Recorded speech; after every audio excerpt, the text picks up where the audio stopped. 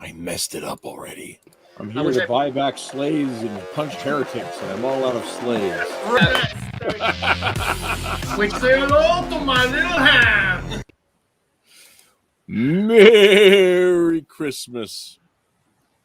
It's I don't even know what day it is, but the show's The Matriarchy, and we're here today because I am done with school. No, I mean not like forever or anything. It's the solstice. Well, I might be emotionally done with school too. We'll see. You're how not that dropping shapes up. out. No. I can't. I'm on this scholarship that will pay for things as long as I keep getting good grades and showing up. But if I stop doing either of those things, I have to pay it back. So, woo!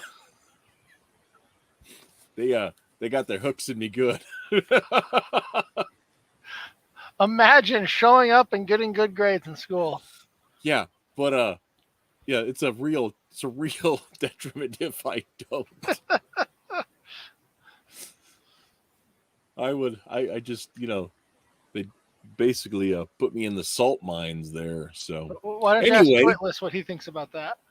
Yeah. If he gets here, we'll see. I am an hour late, so I can't be mad at anybody who feel like they can't make it for whatever reason, because that's just how it goes today.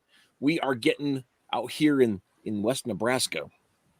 We are getting a 30-mile-an-hour winds blowing through town. We're getting the snowfall coming in. They're saying our wind chill is supposed to be 30 degrees tomorrow, which means it'd be about like in the negative 20s, it would seem like, with the wind chill. So tomorrow was supposed to be real bad. So I was out getting last minute supplies, things we forgot, Christmas kind of stuff. What is this? Alleged, I don't know if you know, but you're streaming your changes. Yeah. No, I know. It's He's Christmas cards and a Hanukkah card that I made over the years. I just figured I'd put them in the corner. Yeah. I was starting the menorah off with the flamethrower. That's the thing that got my eye. It was like, it's a heck of a Hanukkah. Anyway, where's so my today, Kwanzaa? Well, oh no, it's definitely Hanukkah. Mitch and Sandy are Jewish. I think you could be forgiven for not having Kwanzaa since it was invented in the 70s by a crazy socialist who chained women up and beat them with electrical cords. If you want to be picky about it. Christmassy stuff. No, Kwanzaa. Yeah. Though I gotta admit, Kwanzaa has a better, in my opinion, chance of being compared with Christmas because the dating of Hanukkah is so sporadic. Sometimes it happens in November. Well, that's because of the lunar calendar, you see. Yeah. Because the Jewish calendar is lunar, so it's based on the cycles of the moon. Like all old calendars. The other holidays that happens in December, I'll never know. Yeah. Well, just because it's such kind of falls in. Also, it's winter regardless of when it happens. So it's the festival of rededication, and it was winter. Because Hanukkah is actually mentioned in the Gospels. Book of John, I believe. Flying Saucer, thanks for showing up. Or your emoticon looks nervous. Hopefully we're not doing too much on that, bringing up the flamethrowers and the lighting of the menorahs and such things. That was probably in reference to your beating up people with telephone wires. Oh, could be my anti-Kwanzaa rant. That could be, but yeah. So Rhys, what are you reading? Oh, what am I reading? Well, I actually read. Speaking of Mitch and Sandy, I caught up on that this morning. Cool. Up on the web. Yeah, you read the two shorts? Yeah. Read the two shorts and the 3 pages or whatever it was, covering 2 pages. off of the web, whatever was on Webtoon. I was flipping through and I was making coffee this morning, so that was kind of fun. It was kind of fun. Anyway, guys, let's go around and see what's everybody doing the holiday season going on here. How are people handling their daily day? I'll start. No, I'll be you can working start. on. I'll be working on Gene Smith. Want to be Gladiator this week. I'll be having two of my sisters over for Christmas. Reading wise, I haven't been reading many webcomics recently, but I finished up my series of reviews on the Zelda manga. I'm reading a webtoon called Hooky because I'm trying to get a feel for like the whole webtoon subculture. Now that's Heard one. about that. That is one that has been adapted and put in print and is available at Walmart. Yep, I know they're crossing out of Webtoons world into Walmart world. That's why I picked it up actually. Yeah, it's fascinating. Fascinating they could pull that off. It's got to get enough people reading your. What I wonder is, do they design their comics with the vertical format in mind, and then kind of like rejigger them for the printed page, or did I know that Deputy Rust, for example, he designs with the printed page in mind, and then he grabs the panels and reorients them for webtoons, for example. So you have to think in two modes, basically. Oh, that's how I was going to do it. I was going to work with somebody who was going to adapt one of my stories as a webtoon. And I was like, you just make all of the panels as individual images, and then I will align them for both the webtoon post and then also for a page post. As long as I have the raw images, I can do that. And that's probably what some people do. Yeah, that's actually what Mrs. H does with Force's senior year. Is she has it all in her head, and has a page style format for the eventual printing someday down the road, and then a vertical format that goes up on Webtoon for the 30 or so people that are checking that story out. Which, thank you, by the way. We've got a holiday surprise coming up for you this week, though. So, anyway. Yeah, I've been reading it. Oh, good. I'm glad. I've been enjoying the story a lot. Anyway, yeah. I interrupted you, Marm. Always easier to catch up with a fresh story. True. Wait, was that a question for me? No, I just said I interrupted you to talk about. No, it's fine. Yeah, Webtoon I kind of like wanted to segue into other people's comics and stuff. Yeah, so that was basically the bullet. Oh, okay. How about you, Cartoonicus? What you been reading? What have I been reading? Do Facebook updates count? I suppose they're not as much fun for a comic book show, but hey. Did I misunderstand? Was this one of those my favorite episodes? I thought this was has Rhys been reading. This is very low key. I just want to give everybody a chance to talk about how life has been, because it's been a few weeks, Well, it's been pretty busy with the move and everything, but right now I am working on my my last illustration for December, doing a Christmas piece here. Cool. Is the Krampus handing out the Nintendo Switches? Is this just like a one-off illustration, or is this a part of a bigger comic you're working on? No, that was something I did a couple of years ago. That is not what I'm referring to. But yes, that's just an illustration. If you know anything about Krampus, you know that he comes after Santa and brings Switches to all the naughty children. But and to think that I spent $300 on mine.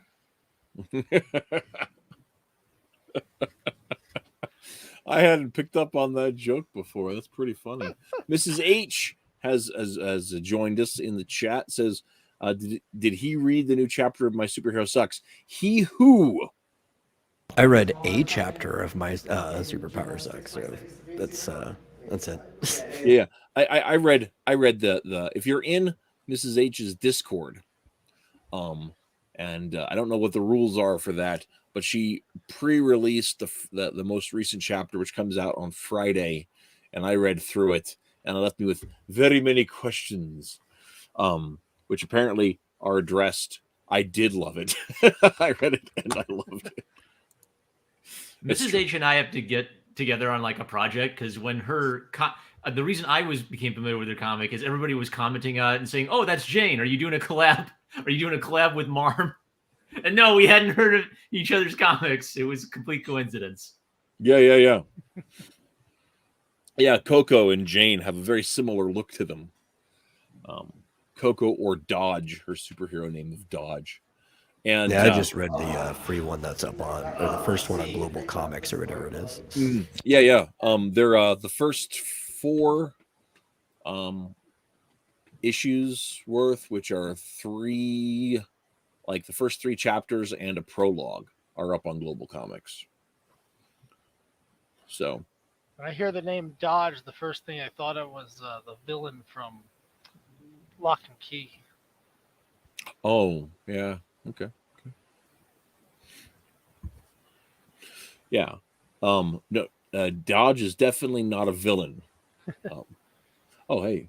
She says she fixed them. They should all be free. Oh, okay, cool. You clicked a bad button. Then I'll go back and I'll finish reading what's up there. Yeah, I really enjoy my Superhero Sucks. So, Superhero Power Sucks. It's a fun little story.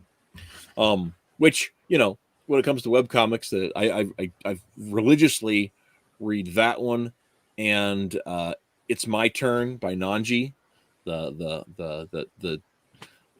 little middle school magical girl comedy, and Between Worlds, Am I a Monster, that Delicate does, and Common Academy right now. And I should be better about reading the metal stuff, but I haven't yet. Well, you're caught up on Mitch and Sandy, so now you can just stay caught yes, up. with that one was easy. Well, that's the one I'm updating for now. So, also, I did get back with some of the stuff about the hard drive stuff, and I think that's going to be more of a long-term problem. And after maybe I finish the first chapter of Mitch and Sandy, I'm just going to have to go through the struggle of rescanning some things and struggling to color match and stuff the hard way. So that's like, I'm just going to do that after the holiday season. Ooh, that's harsh. Ugh. That's brutal. So I'm going through right now, and I'm doing cloud storage for Jane Smith now because I'm terrified of a hard drive crash. I don't blame you. Yeah, I just backed my stuff up to my auxiliary drive about 3 weeks ago, but I need to do it again because I've just done a ton of stuff.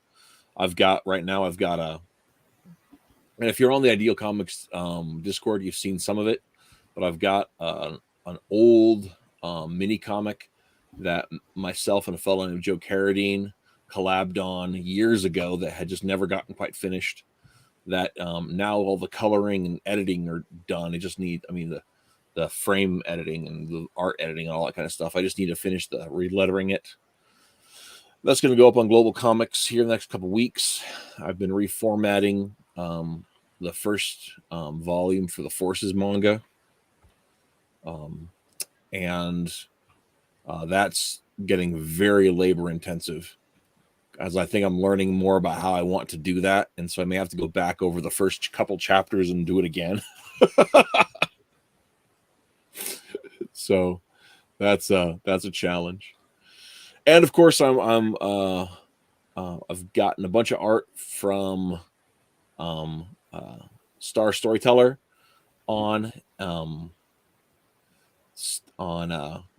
for a story we're working on, but she needs more script that isn't done yet. And Mrs. H needs more script that isn't done yet. And so I'm going to be really busy in between semesters trying to write a whole bunch and all kinds of stuff. So Twitless, Tony Sizzle has joined us. Hey, Tony. And Twitless says Cartoonicus showed up so he could show off his holiday avatar. So your little dude doesn't have his Santa hat, Twitless. That's so sad. So, but yeah, that's all the webcomic stuff I've been working on, and some of it for print. eventually, or sooner than later, or however that shakes out. But yeah, it's been a very busy around the old Casa de la Rhys, but I nonetheless have found some time to be reading some stuff lately, and I thought I'd use this opportunity to yak at it because I needed a topic, so why not, right? So yak. Yeah. So one of the books that I've been reading, I've been mostly reading indie stuff, but one of the things that I have been reading, mainstream things, or indie stuff or manga. But one of the mainstream books that I've been reading, one of the only ones, is Monkey Prince by Jean Lewin Yang, and I can't remember the artist who's on that one. I don't know if anyone else has read it or anything about it, or am I the only one? You're going to upset Twitless. Careful. Seems to say more Jin Yang, yeah? Oh yeah. More Only Jean this Lewin time Yang. it's a manga, huh?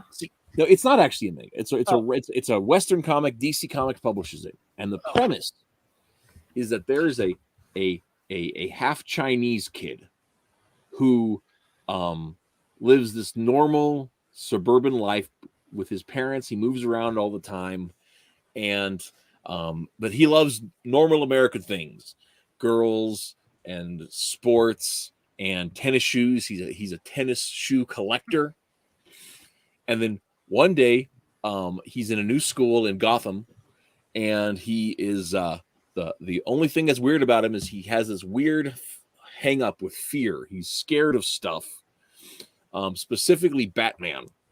For some reason, he's terrified of Batman. And and one day he finds out that he is the son of the Monkey King, right?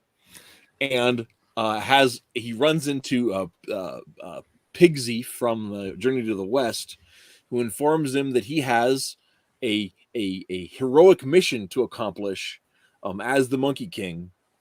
While we're discovering this, we also find out that his normal, boring parents are supervillain sidekicks. They're both scientists who hire their research out to supervillains to do various nefarious schemes. And they're always on the run because they're fulfilling contracts and going to the next one, or they're running from a villain, from a superhero who's uncovered the villain's dastardly plot.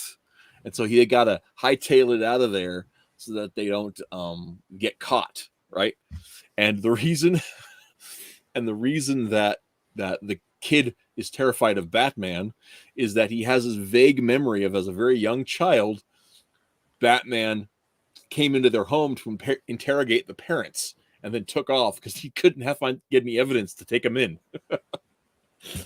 So the story isn't and then so woven throughout the story is a lot of Chinese mythology, a lot of stuff from Journey to the West, a lot of stuff from other places in Chinese lore, and within the superhero universe, like in the second set of stories, they end up going to Atlantis, and in Atlantis downtown, there's a Chinatown in Atlantis where the sea dragons all live, right? So it's a Chinese district of old Atlantis where the sea dragons have gotten they've become citizens of Atlantis and subservient to the king, to the throne.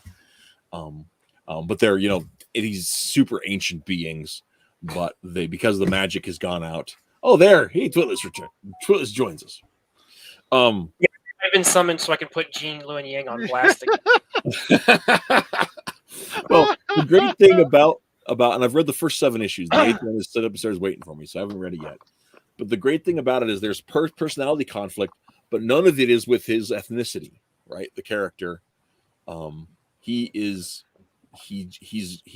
half Chinese, but that's only factors into his origin story, not with how he sees the world. See, funny you should say that because is my mic working today? I hear you. Okay, all right. It sounds very crispy for some reason. Hold on. It's the weather. It's very Let's crispy in the air. Let me try this. Oh, the weather outside is Hello? Yep. Anyway, no, it's being weird on me. I'm going to try rejoining. 1 second. Okay. Yeah, that's interesting that you say that though, because I was 5 seconds away from saying so. Basically, Jin Yang just inserted himself into the DCU. Except it doesn't. I don't think it's. I think it factors into a lot of the recurring themes that he's worked with, but it's not like if you look at like, especially American-born Chinese, especially Dragon Hoops, and to a lesser extent in Boxers and Saints, you get a lot of this, internal conflict of what does it mean to be Chinese? Do I fit into where I come from? It even factors Right. into how he wrote in Superman Smashes the Klan, right? But in Monkey Prince, he doesn't. It's not about him finding out how he belongs. It's about like more universal things, like what does it mean to grow up? What does it mean to assert your own position? What does it mean to be humble? What does it mean to what does all that kind of stuff? It's just basic coming of age superhero stuff.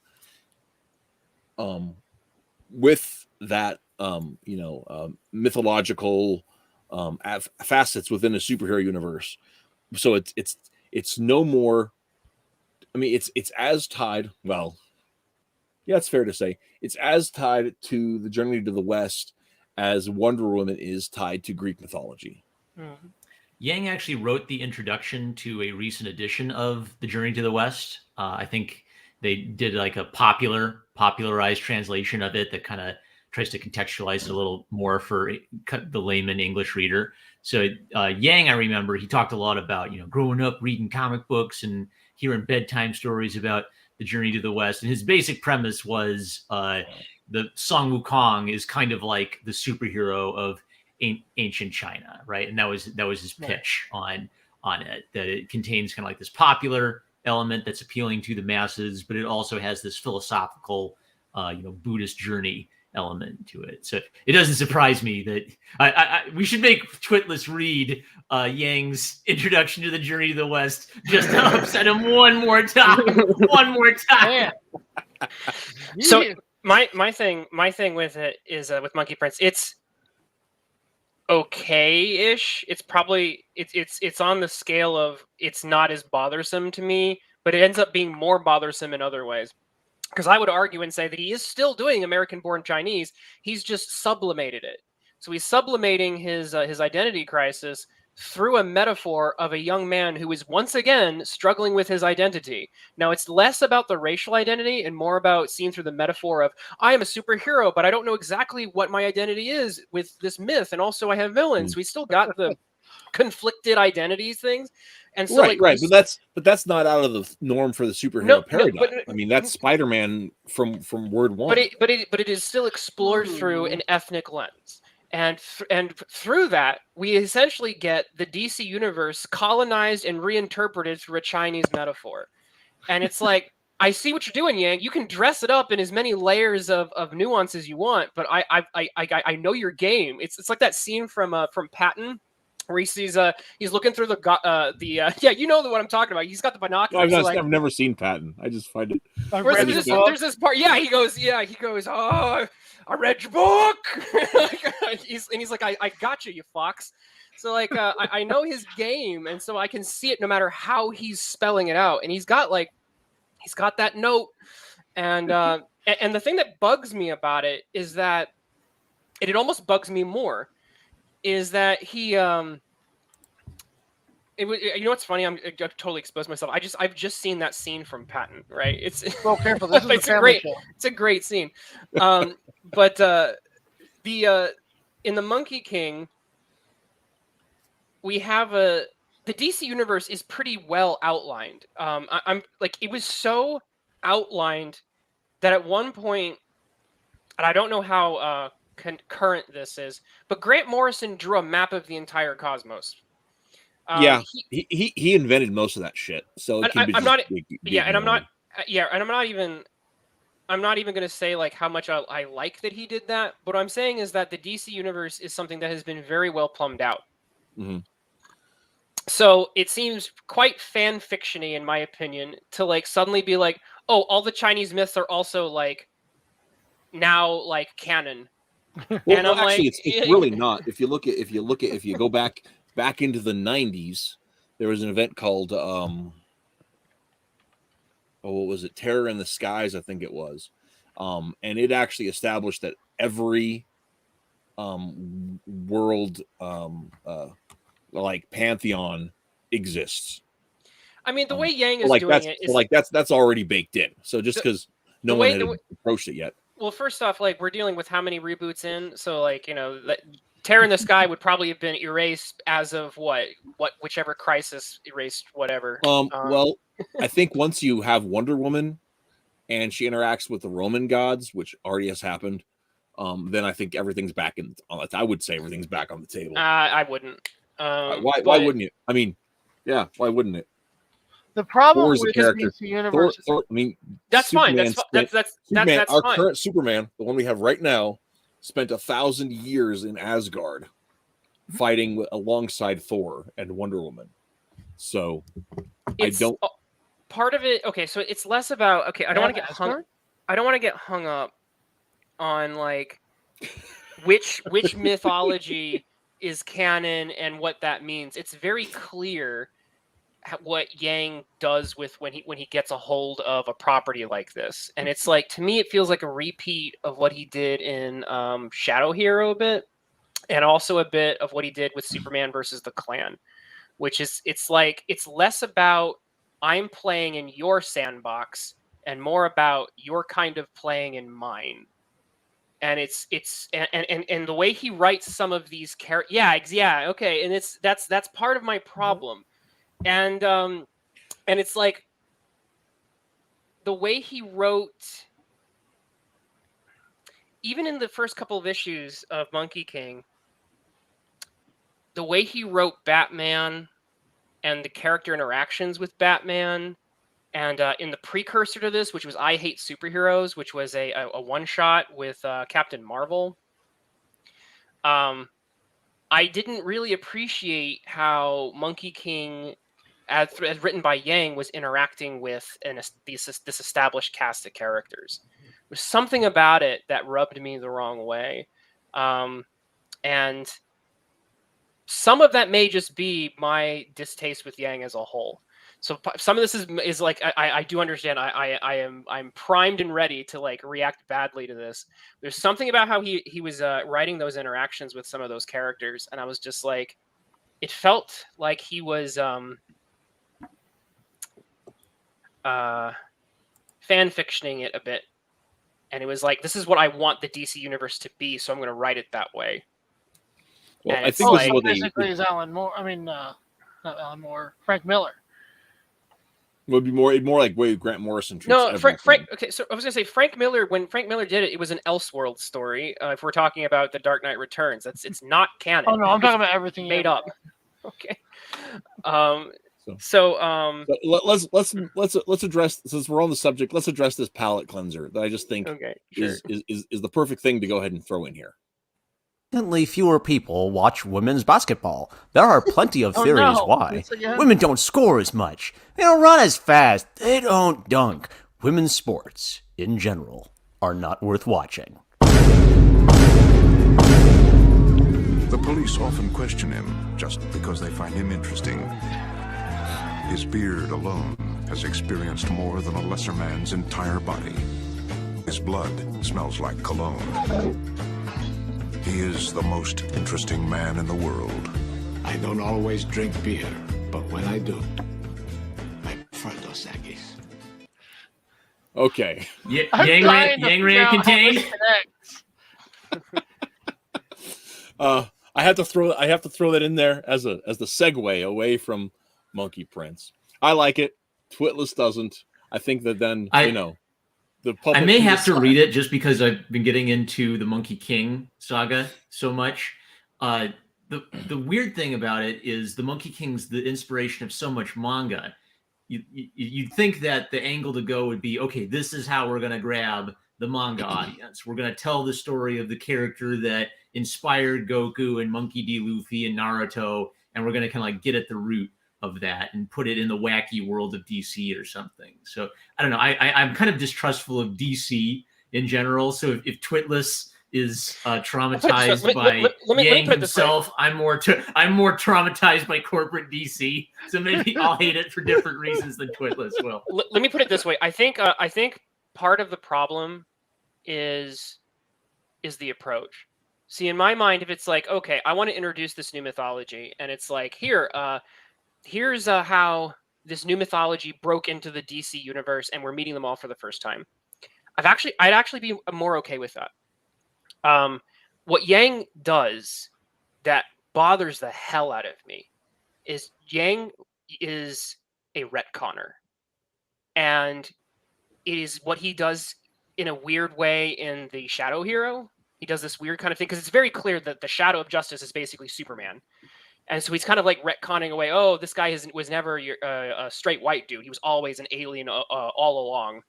He does the same thing with his Supergirl analog in another one-shot with Shadow Hero. And then when he does Superman versus the Klan, he completely rewrites the tone of Superman from being the good old American boy to being like, no, he's really, something else entirely. And that's why the white supremacists hate him. And it's like he's retconning his own worldview into things. And when it comes to Monkey King, it's not enough to just say, okay, the Chinese mythology is part of the DC universe, which is fine. I'm actually not too bothered by bringing in a new mythology. That's fine. But it's like, no, this mythology has been a part of the DC universe all along, actually. And I hate that version of storytelling. It's very fan fiction-y. It's a way of basically giving fake legitimacy to the new thing you're trying to establish by aping on a form of nostalgia that never existed. You're manufacturing it. So suddenly it's not just that the Chinese myths existed. They fought a war with Darkseid and beat him. And it's like you little upstart. You don't just get to, walk in and fight Darkseid at full strength. You got to earn that, And it's like, no, seriously. Like that's how I feel about Zack Snyder. So I'm just saying the thing is I instantly disrespect anything Darkseid's involved in. So, because the Darkseid's a horrible character that should not exist in the DC universe. You a Thanos fan? No. Yeah. No. The thing is like once they let Jack Kirby do the fourth world inside the DC universe, it breaks everything. Like there are no more stakes. So, it was a mistake. Do you see what? Okay, without granting too much on Darkseid, do you see what I mean though? What Yang is doing? Not really. I mean, Darkseid's a catch-all. I mean, it's not just Darkseid. It's like it wasn't just defeat Batman defeated Darkseid. I mean, okay, it's a nothing. So okay, I do. I'll get okay, you're not. I don't think you're. Well, no, I don't think you're getting. You're hung up on the wrong part. You're hung up on the wrong part. So I'll give another example. Aquaman and Atlantis. It wasn't just the fact that we've discovered a new Chinese mythology. This Chinese mythology has been a part of Atlantis for gosh knows how long. It was like, no, I've paid enough attention to Atlantis to know that there haven't been a bunch of Chinese dragons here. Like, you are retconning stuff in that, like, I am not comfortable with. It's this inverse colonialism, and it's like, no, it's been there the whole time, and it's like, no, buzz off. That's like that's everything that's happened in Aquaman since like the New 52 launched. No, that's everything was just thrown out. There are themes that have persisted, but like the entire geography of Atlantis. You're being too generous. That's an excuse. That's an excuse. Like I think that's an excuse. You're being too generous. There were hundreds of issues of Arion, Lord of Atlantis, that told the prehistory of Atlantis as a continent. That's not the point I'm making. That's not the point I'm making. Yeah, what I'm saying is like, no. You cannot take. It's a style of retconning, okay? And retconning is another thing we could probably just have a whole nother conversation about. But right. If you retcon a completely different ethnic culture that is like the opposite of the culture you have into the other culture, it's going to rub you the wrong way. I'm sorry, it does. So it's not even just retconning. It is a particular style of retconning. If I took Wakanda and I said, actually, there's like been like, and I just retconned a like, I don't know, Swedish, mythology into Wakanda, I'm pretty sure there'd be quite a few people saying, excuse me, no, you don't get to just do that in an issue of my Wakanda. Like that's not how it works.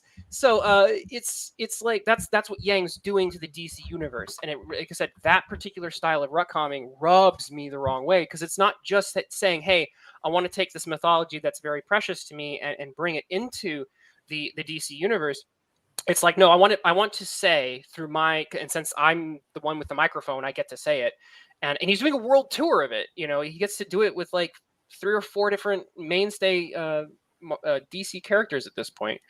But it's like, no, actually, the DC, the Chinese mythology have always been a part of all the things that are the most important in the DC universe. They've been there all along. And it's like, it's just like, do you have to do it this way? Is this the way that we, you know, that you integrate it? And it's a very Yang maneuver. And it's like, again, I've read your book, Yang. I don't find your argument compelling in the slightest. It is because, extremely okay, compelling. You're missing my point then. Well, okay, so here's the thing is, you have an ancient mythology that you want to incorporate into a modern fictional mythology. How?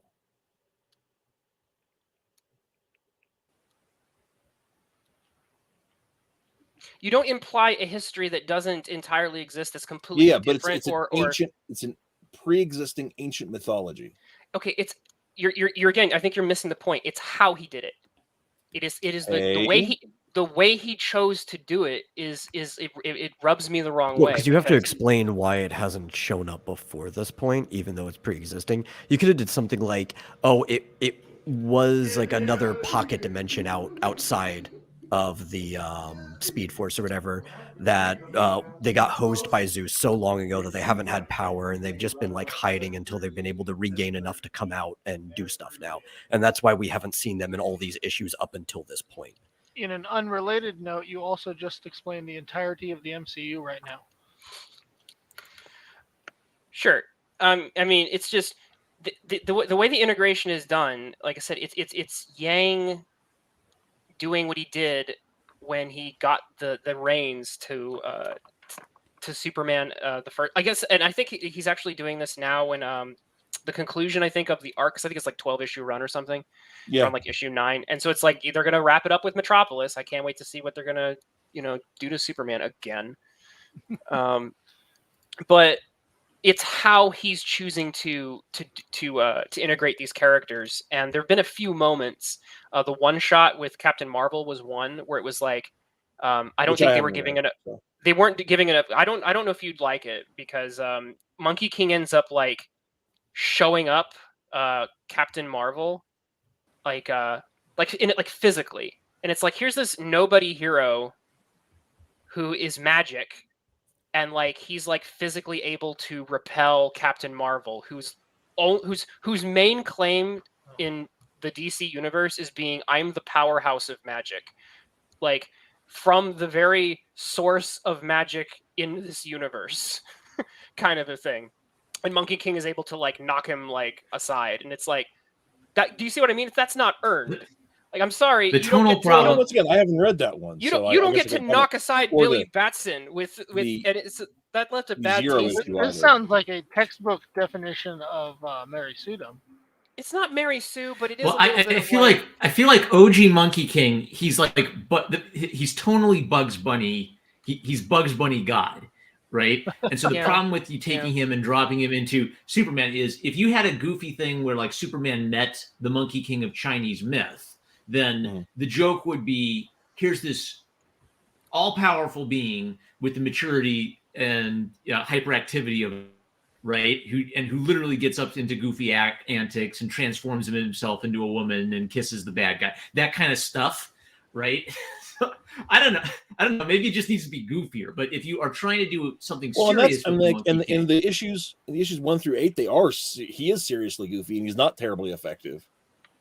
So I don't know, like, if you're talking about one-handing Captain Marvel, that wasn't in, for the Monkey Prince.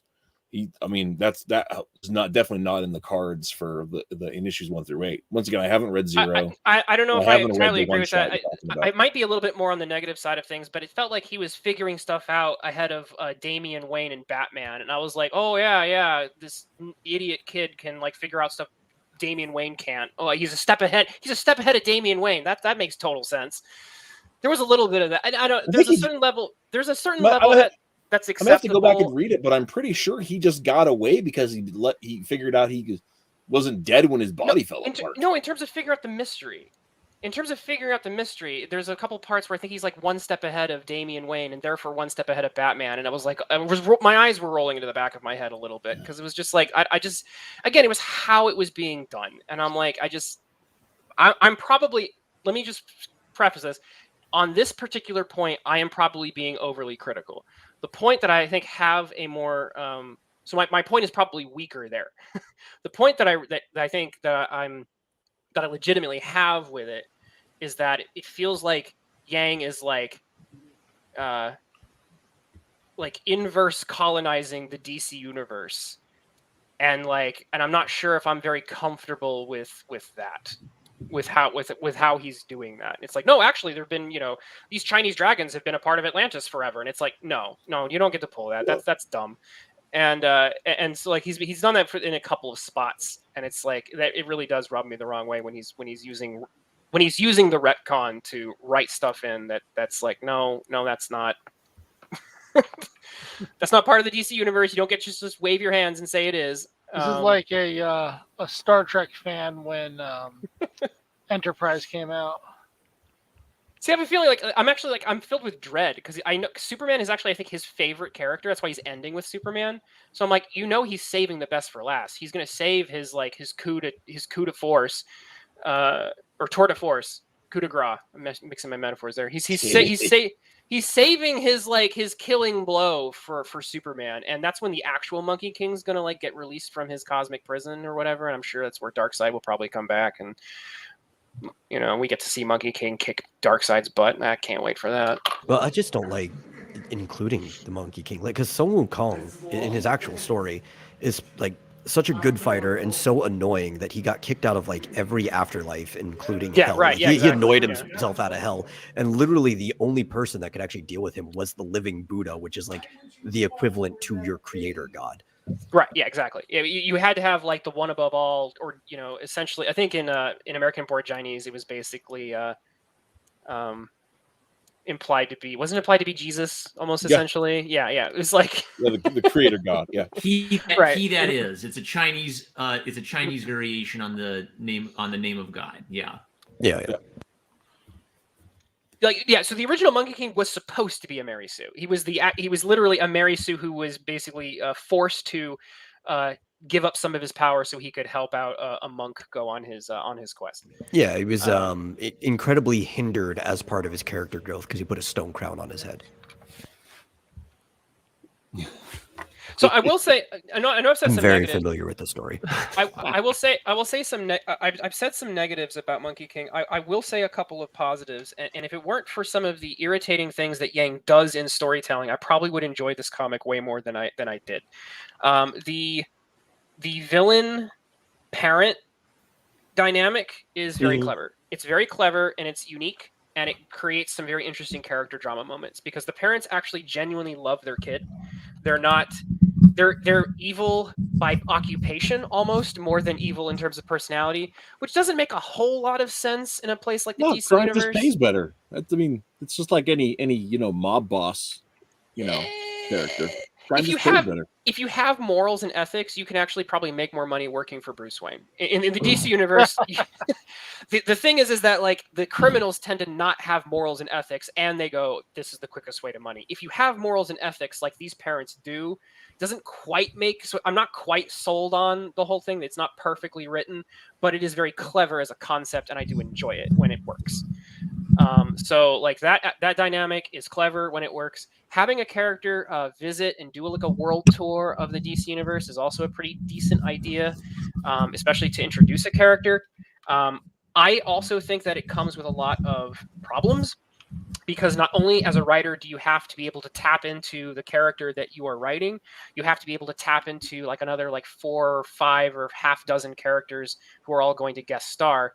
I feel like that's a huge task to ask, and if I were writing, I'd be like, hey, stick me with maybe 1 or 2, but having to write Batman on point and then follow that up with writing Aquaman on point and then follow that up with having to write Superman on point, that's quite a tall order to set for yourself. It's an interesting concept, but I don't know. there are parts of it I kind of liked in spite of myself, but like I said, the retcon aspect of retconning Chinese mythology and the way it was done, like, really rubbed me just the wrong way. I've said that, so probably move on. But yeah. So how about that Spy X Family? Huh? How about that, guys? Anybody else reading Spy X Family, or is that just me too? I have been meaning to watch the show. Spy X Family is great. Oh, it's so good. It's pretty good. So, what is your favorite part about Spy X Family? I'm sure Metal can weigh in on this one. I actually have not watched or read Gasp. Spy Family. I'm familiar with it to some degree, but I just haven't gotten around to it. It looks okay, but it's just like, I don't know. There's a lot of other manga I'd rather be reading. Sure. I get that. I haven't gotten around to My Hero Academia yet, and I don't know why. I'm sure I'll enjoy the hell out of it when I get around to it. So there's only so much you can read. So Spy X Family. Gosh, where do you start? Yeah. I think the best thing to say about Spy X Family is the fact that it is able to hit several notes very, very well. So as opposed to some manga which only hit, or comics, for that matter, that hit like one note or maybe one or two notes, I think that Spy X Family is able to hit 2, 3. Let me see here. It does comedy very well. It hits sentimental moments really well. So there's these. So you have moments you're laughing. You have moments that you are that you're kind of feeling all like you have allergies, or your moments that you're feeling your heartstrings pulled. So it's able to do those two. But then in terms of like having moments of some fun action, it actually does that one is pretty well. So it's hitting all of those notes. And then on top of that, it also hits romance notes pretty well. There's like at least 1 or 2 love triangles. And then it hits the school slice of life. So the Venn diagram of Spy X Family ends up hitting like, so many different overlapping categories, whereas a lot of other comics and manga especially would only hit like 1 or 2, like school life plus comedy, school life plus action, with a little bit of romance maybe. And this Spy X Family is able to hit like 4 or 5 categories really well. And one of the things that I think is the best, I have this rule, this thing that I've observed about comics, but any story that is a cross-genre story, is that it's really got to be all of the things it's trying for, right? You can't have an action story that's like an action romance and not have genuine action with real stakes and genuine romance, right? Sure. It's got to be both of the things. And one of the things I love about Spy Family is that it really invests, and they develop these characters that are complex enough that it like invests reality in all of the different categories that it touches. And being a big fan of Cold War spy stuff. Well, that was the other thing I was going to say is like it hits a wonderful note with all of the things that we've said, but then setting it in like a Cold War, like East Germany kind of setting, which is also like gives that unique little tweak to it, because it's like they didn't choose. It's not really West Germany, like it's made up countries, but it's basically definitely not East and West Germany. Right? Yeah, exactly. It's very clearly East Germany with like some made up name slapped on top. Yeah. Well, and the Westalias. Right. Yeah. And Osteria. Now, are those? Oops. Yeah, I thought I was muted there. I was going to ask, are those anglicized versions of whatever was actually used in Japan? They a little bit. Westphalia is an actual region in the west of Germany, and the word that we get Easter from is related to the German word for east, or Ost, which also means in the east. So what I'm saying is, did Japan come up with that, or is it possible we Americanized things? When we Is it the translate translated name Ooh, instead well, of I don't know. That's a good transliterated? question. is what it- Yeah, we come up with something sillier in the translation? Is my point. That's an excellent question that I do not have an answer to. Yeah.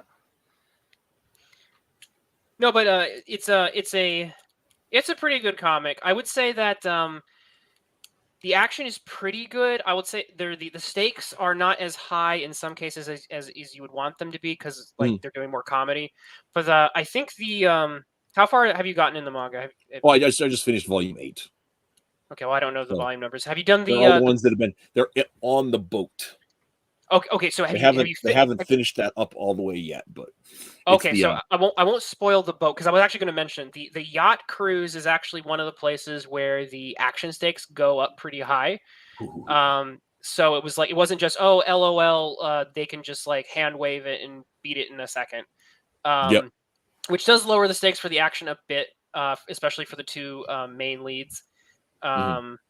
But so I'm like, okay, so this comic actually is not afraid to like imply some mortal danger here or test the characters to their limits, which is nice. It probably I have leans... an answer for Cartoonicus. Oh, okay. Yeah, the Japanese names are Osutenia, which is just the same, and Wesutorisu, right? So they actually just used katakana to spell out the words as close as possible. Interesting. So there you go. They did their research. Yeah. I would say the comic does lean more into the family or the wholesome and comedic more than anything. So that does end up lowering your dramatic stakes a bit, but they're not completely afraid of them. So that's that helps. Exactly. And they're one of those things where they replace some of the mortal stakes with like relationship stakes.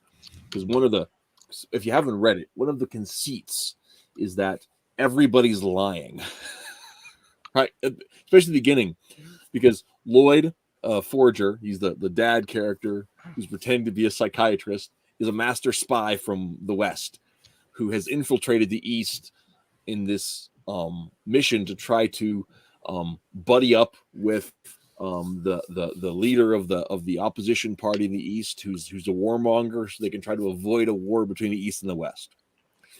In order to do that, the only way they can think to get through it is to, because he's super reclusive, is to befriend his children, and he has a 6-year-old son who goes to this private school. So Lloyd has to get a family together to send a student to this fancy school to try to befriend this kid. And so he goes to an orphanage and he picks this girl. Well, this girl is a telepath for some reason. And she's the only one who knows what's going on, but she's such a small child, she doesn't really understand everything. And she might also be kind of dumb. Or just a child. I was gonna say, I think she's like an average child, but they children are pretty dumb. Right, because she's a mind reader, she can come across as a genius. Right. And so she has these like so the way she portrays herself, the way the other adults interpret her, is she kind of oscillates between genius and stupidity. And in her mind, it's just her using her gift. And she's probably 4, not 6, too. So that's the other aspect. She may well have lied about her age to try to get, because she wanted a family. And so then Lloyd finds a woman who looks lonely and dejected, and this gal, Yor is her name, and she's working at City Hall, and she gets made fun of all the time because she's single and she's older, and she hasn't been able to find anyone or hasn't even thought about looking much. And Lloyd says, look, I need a fake wife. You want me my fake wife? And Yor says, sure. Well, she's actually a secret assassin who works for a paragovernmental organization to kill dissidents. And so everybody's got a secret there, but they all have these emotional stakes, because especially Anya, the little girl, she wants a family, and Yor comes to really care for her fake family, and Lloyd knows that caring for his family is part of his mission, so he develops these feelings too. And are they real? Are they fake? What does it mean? How does it move on from there? it plays all of this stuff together in a way that has like at least for me as an old man who is a father of grown children, it really tugs at the old heartstrings for me. So Hallmark movie with guns. It's with guns and shooting things and disguises and international plots and a precognitive dog. I haven't read it, but I was interested by the fact that this family angle is what got everybody talking. It's sort of like the portrayal of family dynamics and a wholesome family in and of itself in media. That's enough to make something kind of an interesting project, right? Well, yeah, it is. It's really great. And what in that, and one of the things is that everybody have very complicated motives for wanting to be wholesome, right? Each of the three main characters, it's not just because and when they introduce one of Lloyd's fellow agents who is totally in love with him, and so through her eyes you get to see that there is a level of relationship that Lloyd is falling into that is absolutely genuine. Like he cares about how these other people that he's living with, how they interact in life and what will the future hold for them. And while he at this point in the story, the idea of permanence isn't in his mind that he's aware of, there's still a genuineness to it that it plays in. And so their motives are, and you know, Yor with being an assassin, she's questioning why she's even doing this. I mean, is it even making her happy anymore? To be really good at something when she wants to be really good at taking care of her people, and so there's it's really interesting how they play that out, and sometimes they play it for laughs, and sometimes they play straight, but it's the drama is super genuine. So that's one I've been reading quite a bit, and I am really digging it. It's pretty good. Oh yeah, it's great.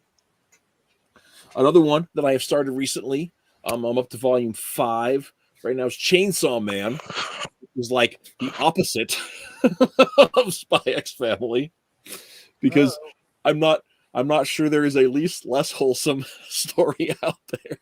Berserk. This isn't related. The answer is always Berserk.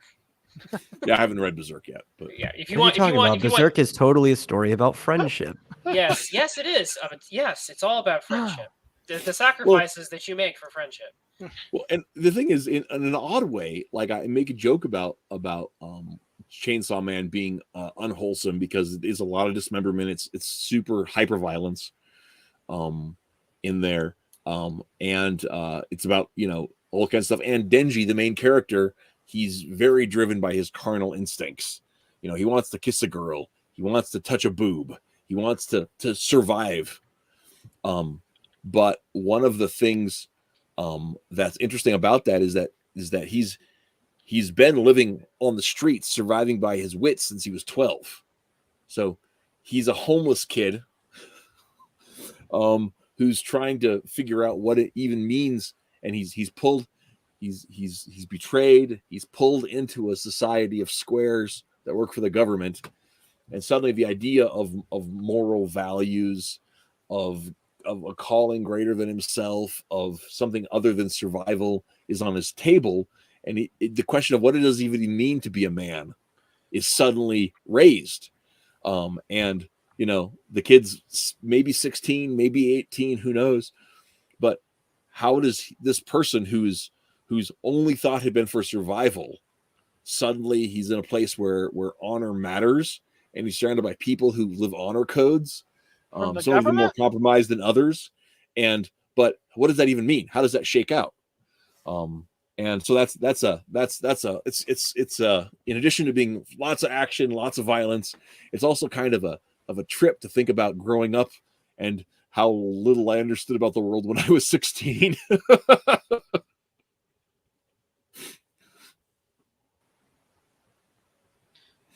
That's interesting. I have not read Chainsaw Man. Oh, I would highly recommend it. Does that have anything to do with Axe Cop? No, nothing to do with Axe Cop. That would be a crossover for the ages, though. suddenly.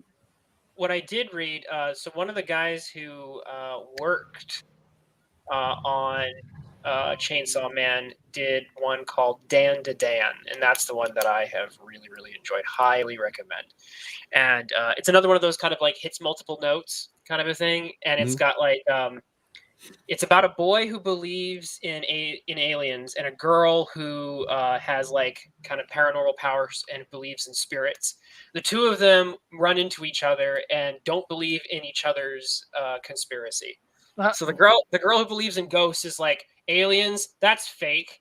And the boy who is like believes in aliens goes, ghosts aren't real, silly. So the two of them dare each other to go to a spot where the other person's conspiracy is spotted. So the boy who believes in aliens gets possessed by a ghost, and the girl who has slightly paranormal ghost powers has to fight aliens, and the two of them get swept up into fighting ghosts and aliens, and it's just really fun. That's awesome. So yeah, exactly. It's just like crazy mashup of those two things. So is that available on the Shonen Jump app? I don't. Let me see. Because my plan right now is once I finish with school, I don't want to start putting down a monthly subscription for anything that I can't actually use. Right, so once I finish school, I'm thinking about getting a subscription so I can check out some of these and see if I like them before I invest in the Tankobon.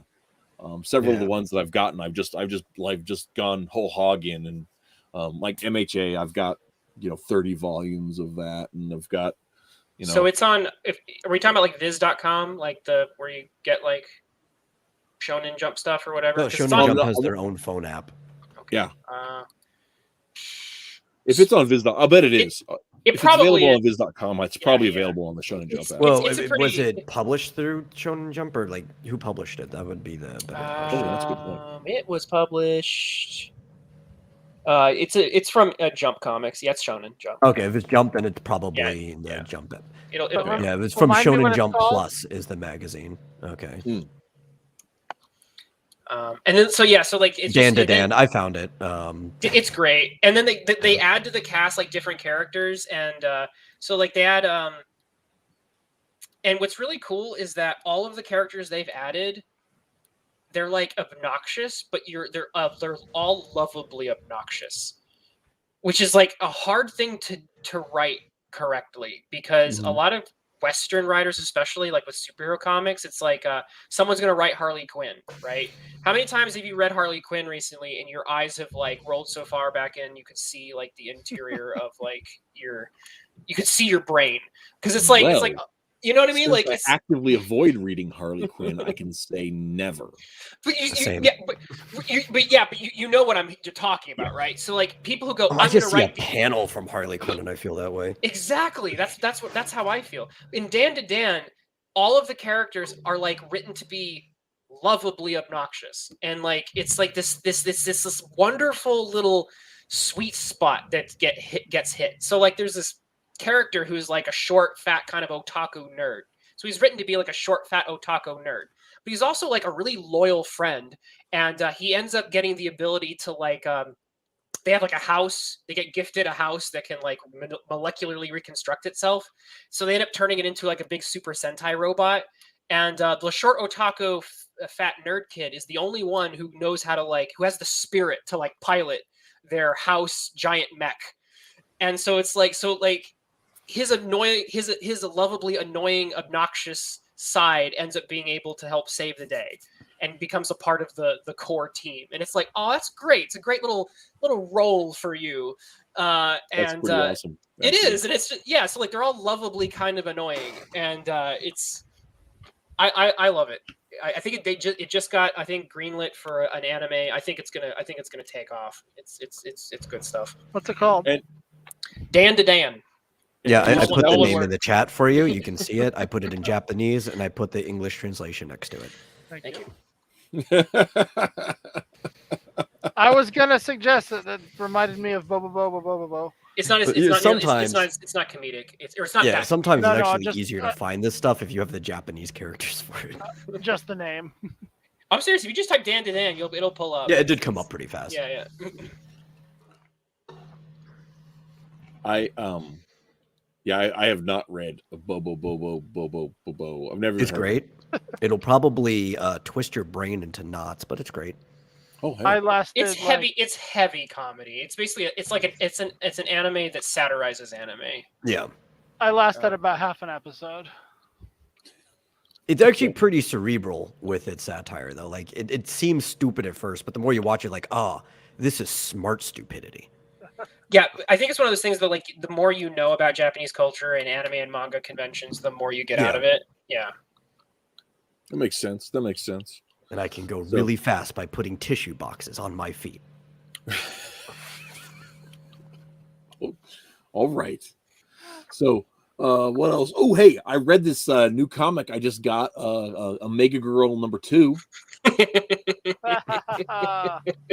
Congrats. Did I guilted you into it finally? You did. Well, I set aside this afternoon. I set aside some time to read, and I read that and Psychotron both this afternoon.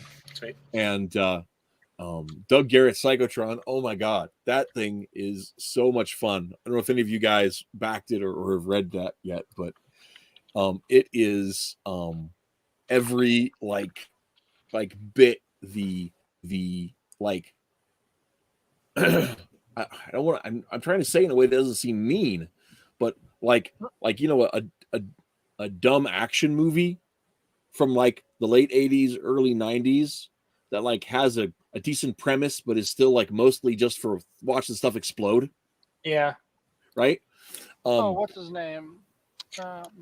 This reminds pulling it up. This reminds me a lot of Elasmat's Road Warrior Drake. It's like intentional B movie. Yeah. And I haven't read Road Warrior Drake, but I mean it's some of that, and I mean it's like it's got a little bit of slice of life humor in that it's after World War III. It is in a post-apocalypse where society has broken down into these like decrepit urban centers and the wasteland, right?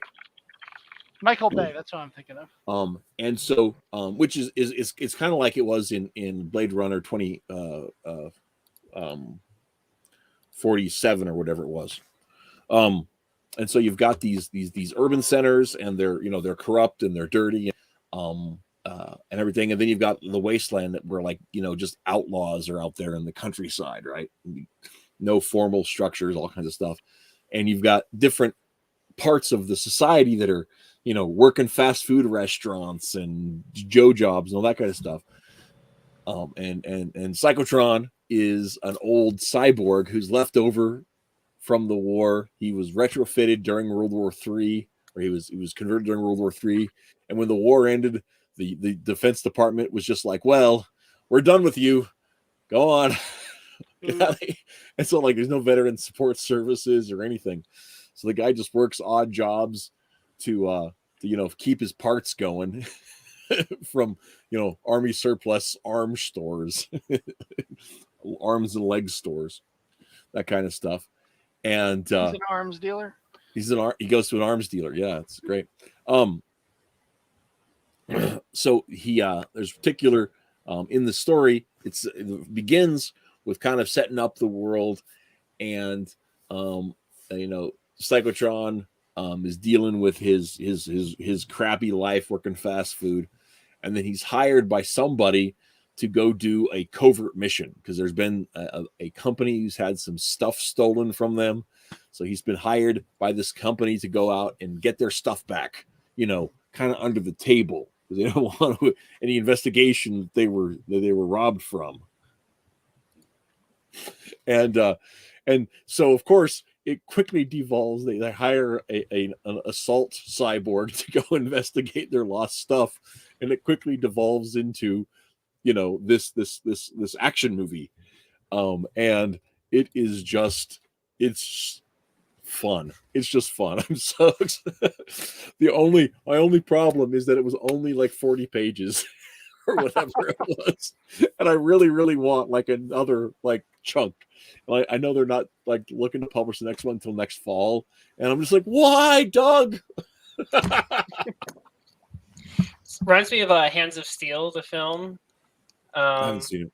It's like it's one of those like Italian, like one of those Italian movies that's like dubbed and everything, and the guy's got like metal arms or whatever, and that kind of thing. Yeah, I'm sure it's very much in the vein of like a very lot of those strong Italian action movies. Yeah, very strong B movie energy. I was gonna say I don't think Michael Bay is the right person to use, because he's still an A movie maker, even if he's not like fantastic in some respects, or if he's a hack in some ways. But it's like B movie energy. You know it when you see it. It's like low budget, low but high genuine factor in other respects. Sometimes like some B movies will, like they catch lightning in a bottle because of how much they believe in themselves more than their ability to deliver on their premise. In a lot of ways, and there are a lot of visual nods to Road Warrior, right? Mm-hmm. And it has a lot of the first, in case you ever out there might not know, Road Warrior was the first Mad Max. Mad Max, yeah. It's one where it's like the post-apocalyptic parts are like really like low key in that one. Yeah. But they also give you the premise in the urban center. What happened. I'm sorry, what? But they also give you the premise for what happened in the first one. So a lot of people who started off with like the second movie don't even know how they ended up in the apocalypse in the first place. Right. Well, anyway, and this but like the thing about Road Warrior is it is like that. It's very much a B movie. That is super like genuine in its portrayals, and its application, and that's what I think Psychotron brings to it. It's at that same energy that first Mad Max that the Road Warrior has in it, where it's sincere and serious, but also knows that it's I wouldn't say self-aware, but it's not not writing Shakespeare, right? Intentionally doing this, underground kind of low budget feel sci-fi, but it's not like it's lacking in any technicality because of its budget, if that makes any sense. So, but yeah, I really like Psychotron. Low budget, high creativity. I'm sorry? Low budget, high creativity. Yes.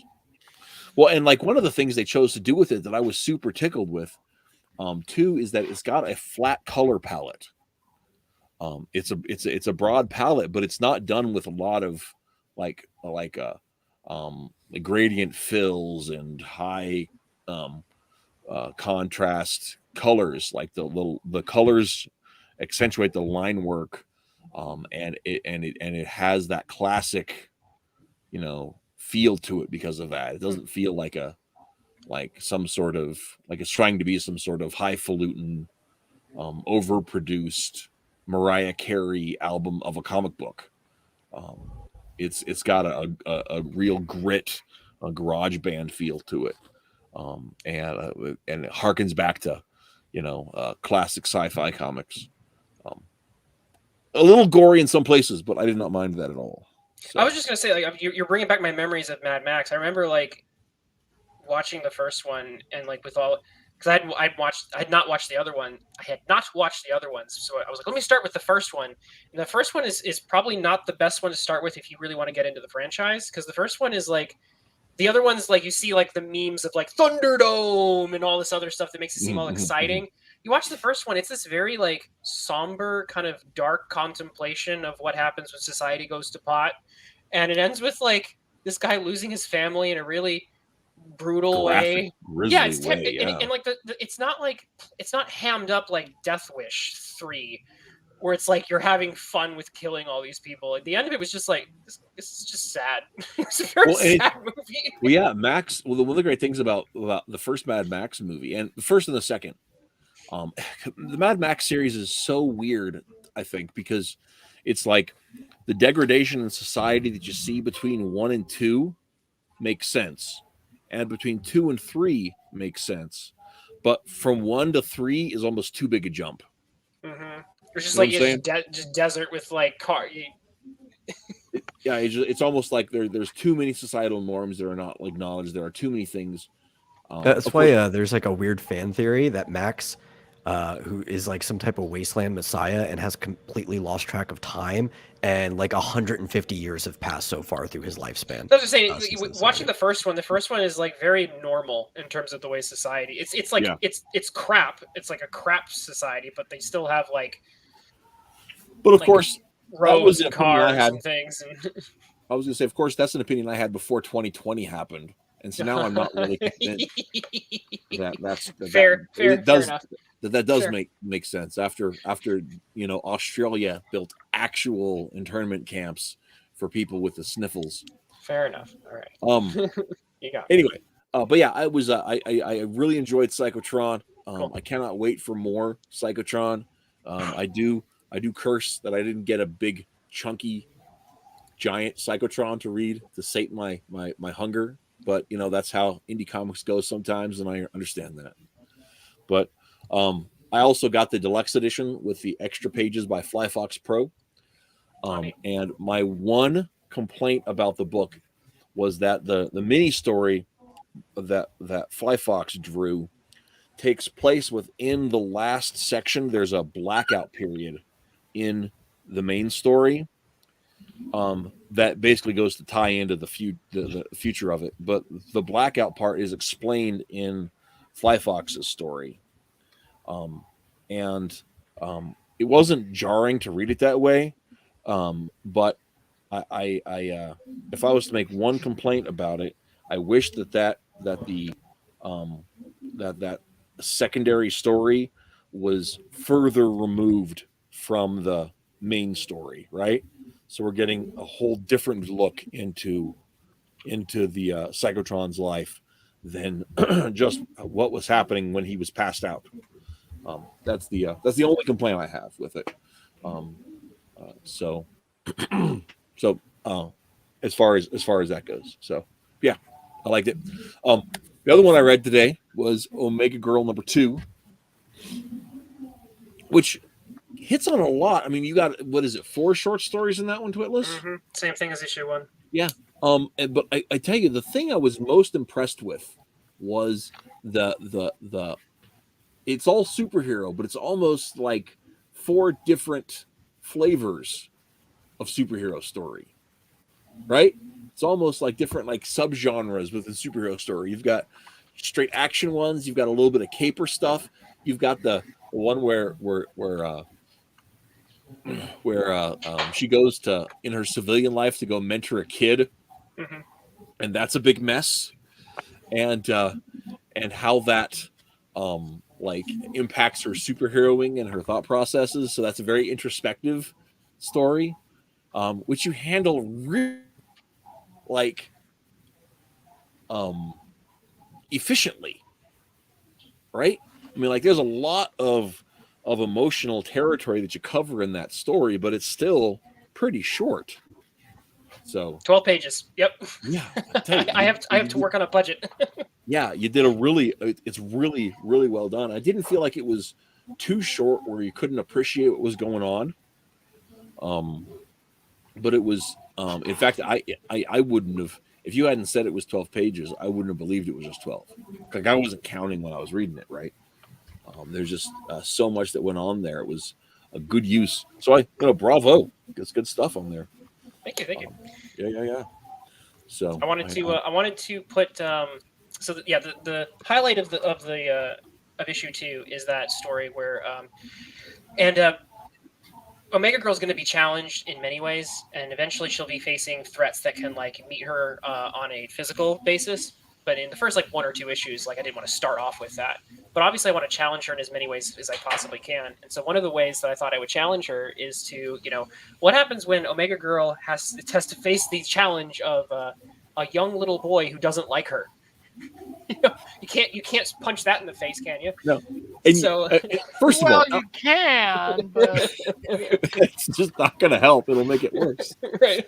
And I want to stop and say it's not just that I don't like Omega Girl, like, as a personal thing, right? It's specifically relating to a failure or a perceived failure Correct. On behalf of her as a hero.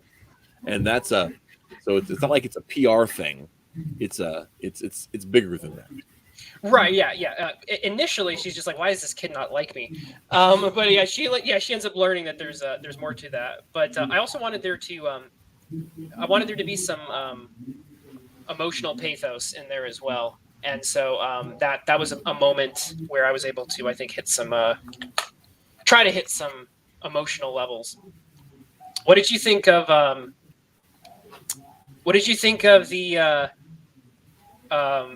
bad guy in that one?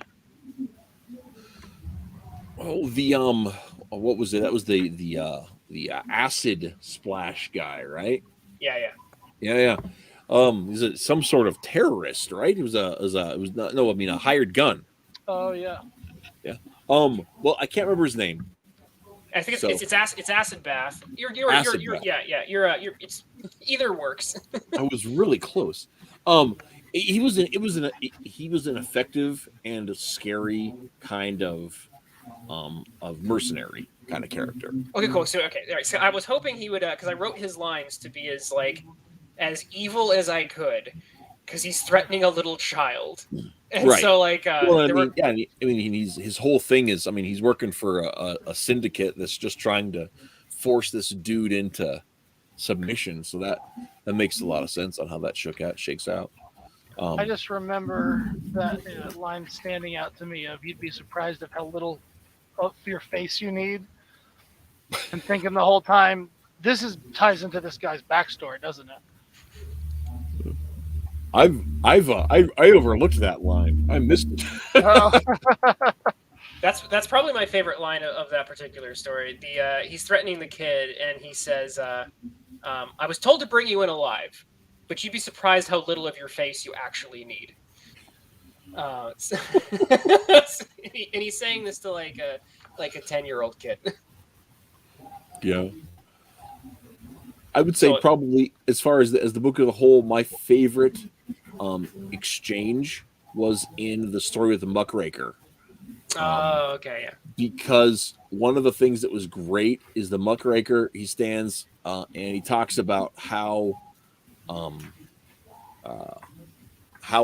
he's got this high purpose for wanting to expose the system and everything. And Omega Girl's like, okay, well, let's expose the people that are guilty. Let's do this thing. And he's just like, no, I have to just destroy things. And he reveals himself to be super petty. And I was just like, huh. That's his superpower. I don't know if you guys been following the Twitter files, but it seems a little too realistic for modern journalists. Yes, truth is stranger than fiction. But I also thought that her whole the way she outwitted him to capture him at the end, I thought was really clever too. So I dug that. And so yeah, I enjoyed it. It was a fun book.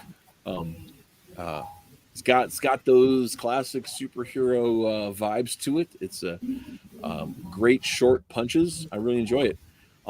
Nate, were you saying, is it in 3 that you're going to start with the longer stories? Yes, I think I sent you 3, so you should be able to take a look at that at some point too. But here's the line with him saying, she basically says, "Yeah, let's do it. Let's stop trying to poison the water, and I'll help you tell the story you want to tell." And he basically says, "The truth is, I hate everyone, and becoming a monster just means I finally belong in this place I hate." So nihilism. Yeah, essentially yes. And of course, Omega Girl's answer to that is, becoming a monster doesn't make you belong. It just means you've given up on humanity. And just because you've given up your faith in people doesn't mean that I will. So that's Omega Girl is literally the the response to nihilism in a lot of ways. So yeah, it's a fun story. I really enjoyed that one. We gotta do an update stream where we did issue 1 of Omega Girl and the first 20 pages of Jane Smith. We gotta do an update stream where we get caught up on everybody's work. Oh, certainly. I'll share it around. Issue 3 is I'm very proud of issue 3. I'm proud of all of them, but issue 3, I'm like, oh, we're really hitting a sweet spot here. We're issues 1 and 2, they're great, and we're getting better. But like I said, so around issue 3, it's like, okay, we're hitting a certain speed, and the stories are they tend to be a lot longer. So like I think there's 2 12-pagers in there, so you really get to kind of like digest what's going on with it. Issue 3 also has some very interesting interactions with like anti-villains, anti-heroes kind of a thing going on. And so Omega Girl is not just facing just straight up bad guys, but bad guys who maybe have a sense of honor, or maybe a bad guy who's fighting the same fight she's fighting, but fighting it in a way that is far more damaging to the community. So in a sense of fire, fighting fire with fire as opposed to more nobly. I like your pun there. Yeah. And I'm actually wrapping up the letters for issue 4, which is a single issue story. It's the first time that I've tried that, and it's a lot of fun. I've been able to really just like let the pages breathe for a long time. So the cadence is very different, and it's a magical romp. So if anyone who had fun with Spider-Man Far From Home, the craziness with Mysterio, definitely going to enjoy when Omega Girl goes up against the Witchcrafter. That's Well, I dug issue 1, so I can recommend people check it out just based on issue 1. So yeah. Issue 2 is on Indie Planet, and I should be able to have issue 3 is I'm hoping to get issue 3 up way faster than I got issue 2 up. Issue 2 took way too long. Yeah, I think Indie Planet and Kablam are working better than they were during that period of time too, so that shouldn't be as much of an issue. I might have slipped. I think I might have slipped through the cracks because I finally was like, okay, it's been like how long had it been? Like 10 months. I was like, and then they're like, oops, and then they had it up within like a day. So, like, that was fun. Sweet. Well, those are all the things I've been reading. Thank you for reading Omega Girl. Yeah, I told you months ago I was reading it, so I'm out of excuses. So so here, actually, no, it's actually you do have at least one excuse in the sense that like there's a big difference when you hand someone a digital file of a comic as to when you hand them a physical copy. So that's like I feel more.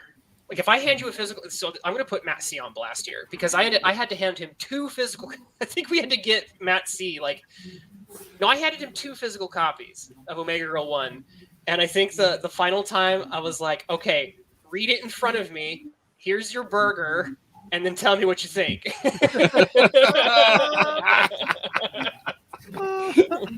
That's amazing. And I finally got it. It's different. It's aggressive marketing tactics. You know what? I have read everything you've ever made. I never got a burger. Yes, you did. Yes, you did. I took you to Harvest House. So what? I took you to Harvest House specifically for burgers. That is a lie. You are slandering. I literally bought you the best burger in my town. I remember none of this. And I have cooked you homemade Gouda burgers. Do not give me this. But not while I was reading. Lay the glove down. The duel begins. I have cooked you several Gouda burgers on my grill. They were very good. I know you in real life. You can't just say that. Yeah, I'm not letting you get away with that. Okay, I have to ask, what would be fun? I missed something. That was Marm's idea of catching up and everybody reading all my Omega Girl comics, and also us reading, catching up with Jane Wannabe Gladiator, and I'm already caught up on that one. Metal, you did that stream with us, right? When we did everybody kind of went around and read each other's book. Basically, Comics Creators Club. No, I don't think so. I think the first time I ever did that with you guys was Comics Creator Club, so I wasn't there for that stream. I don't think I was invited. Ooh. Well, we could catch you up then. We'll get you inducted. Right? it was a precursor to Comics Creators Club. I think essentially. I thought it was, I feel like I would remember through... this because I've never read Omega Girl, nor have I ever been given a copy of it. Oh, really? Okay. Well, yeah, I do want to buy a physical copy at some point. He's just saying that so he'll get a burger.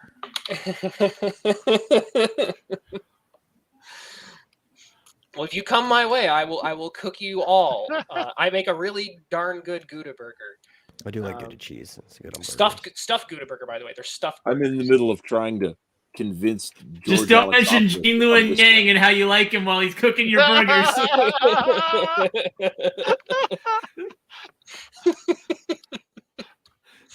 Oh, Gene. I taught him this semester, actually, so I don't hate him that much. But I am caught up on your poor Gladiator. At least what's up on like Webtoon and stuff. So, but yeah, I'm currently in the middle of trying to talk George Alexopoulos to coming out this way as research. Oh, really? Oh, cool.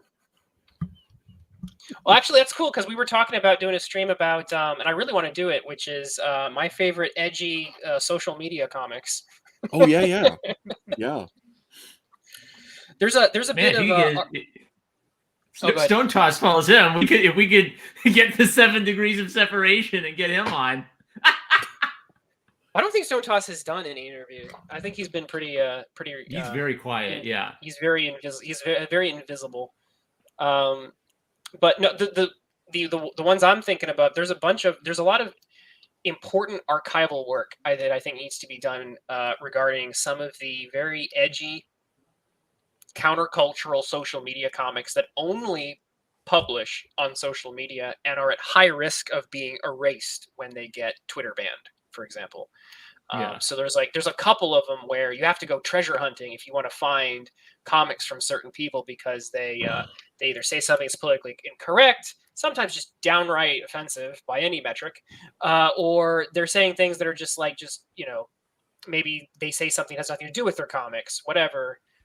There's so many ways you can get banned, shadow banned, sock banned, whatever, and you could lose an entire year's worth of comic work in like a Thanos snap. So it's interesting. One of my teachers said art students have to be their own historian. Basically, no, you can't trust someone else to be your historian. Was that Linda Berry again? No, that one wasn't Barry. That was a painter. All right, because I had more than one teacher. Okay.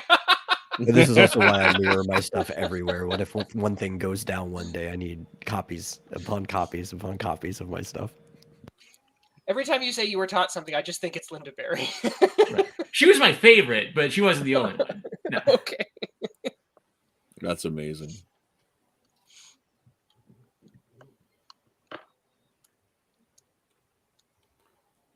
Amazing. I had someone say hi. I wanted to say hi to Lord Raging Goblin real quick since he said hi to me in the chat. Oh, yeah. Cool. Saw that. So, I don't know what we're doing for next week's show yet. We haven't got it figured out. I know in a few weeks, I want to do my favorite Wolverine comic. Yeah, we need to do it. So we just let's see. Next week, get it out of the way to the next one. We've had the Wolverine one hanging over us for a while. It has been. It's just, a lot of this we got to find out who's up for it. So I've got to dig through my collection to find what is my favorite. I mean, I know what it is, but I can't remember what the numbers are on it. I want to do my favorite X-Men comic too, because I think that one will be an even better stream in some ways. Because there's a lot more to pull from. And there's so many good X-Men stories. The stream may end up just becoming not just my favorite X-Men comic, but my favorite X-Men comic that was probably written by Chris Claremont. Okay, Twitless, help me out, because my older brother told me. Okay, my older brother told me about this X-Men villain, and I've never been able to figure out if this is real, if he was just razzing me. There was once a villain called Ice Cream Man who nearly killed all the X-Men by drowning them with copious amounts of ice cream. And I don't know if this thing is real. I want it to be real. I mean, but I can't Condiment find it. King exists, so. But he's DC. I've never heard of Ice Cream Man. That one, I'd have to do some homework. Yeah, I've never heard of that one either. It sounds more like a Kids Next Door plot or something like that. All right, no, you know what it could be, right? Well, no, it's not, because like sometimes there was a villain. That was a plot point in an episode of The Tick. There's an Ice Cream Man in The Tick. Mm-hmm. Okay, maybe talking about. Maybe I invented the X-Men connection. Yeah, that might. Head. Yeah, it could be. Yeah, it might be something like The Tick. I was also going to say the other alternative explanation would be, and this wouldn't be for ice cream, but like an advertisement in an X-Men comic or something, where like you have the Hostess Pie ads or something, and you have like some crazy idiot villain who's like doing something with snack cakes or whatever, like that happens. That's the only way to read old comics. I can't stand missing the googly glasses and the kung fu workbooks. the Charles Atlas ads. Your brother might also have been pulling stuff from, there was a Clint Howard horror movie. I can't remember if it was called Ice Cream Man. It may have been, but he played a serial killer who would freeze people, he'd kill them, and then put them in the ice cream truck to keep their bodies from rotting until he could dispose of them. I remember there was this very specific point about a supervillain with the power to produce ice cream. Yeah. I'm sure that was an episode of The Tick. Okay. There we go. Mystery solved. That sounds like a Tick villain. It does, but I don't think there. I don't think there Mr. is a. Creamy, and he was voiced by Bobcat Goldthwait. I just remember that part. I was gonna say, I don't know if there was I don't know if there was an Ice Cream Man Tick villain by the name of Ice Cream Man, because I know my Tick villains pretty well. Yeah, it was Mr. Creamy. He wasn't Ice Cream Man. He was called. But he produced ice cream. Yeah. Okay, that was the key detail of the story. It was a villain who killed. For some reason, it was he tells me the story about a villain who nearly kills the X-Men by producing ice cream. But that's the thing. Maybe it could be half real and half fake reality, just to really mess with me. He gave me a false lead. It's Uncle. He had a dream. Uncle Creamy. Okay, there we go. Now it's Uncle. Hold on, Uncle Creamy. Every time you say this guy's name, it re-downloads into my 10-year-old brain. Aha, that's who he was talking about. Aha, that's who he was talking about. This is one of the episodes that I am not that familiar with, because like I said, The Tick versus the Education. Okay, there we go. Okay, because like I know Eastern Bloc Robot Cowboy. Okay, so like, I've got a screen share. I got a screen share ready. Let's go ahead and load up. One more story about my older brother, so you can kind of get who he is. I never watched The Simpsons because I wasn't allowed to watch The Simpsons as a kid. So he would reenact his favorite scenes from The Simpsons for me when I was a kid. So years later, when I watched The Simpsons, I was disappointed because I had these cultural references, but it was my older brother acting them out for me. That was my cultural reference. That is exactly what happened to me in Boy Scouts. I had never seen Monty Python's The Holy Grail, but I heard so much of Monty Python and The Holy Grail replayed for me by my entire 2 or 3 people in my scout troop, so that I ended up quoting like half of that movie from memory, having never seen it. Finally sat down and watched it and went, "This is okay."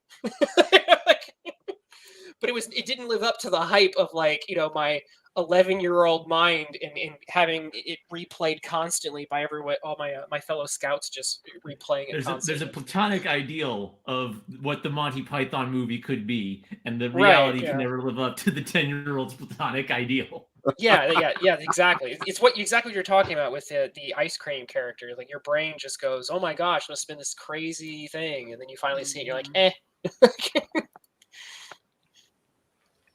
All right, Mrs. H is spilling some ideas here. She's got some schemes, and I tell you, knowing the background, Mrs. H schemes are choice things. Everybody's make a cheesy ad for our current projects, but for a fake thing.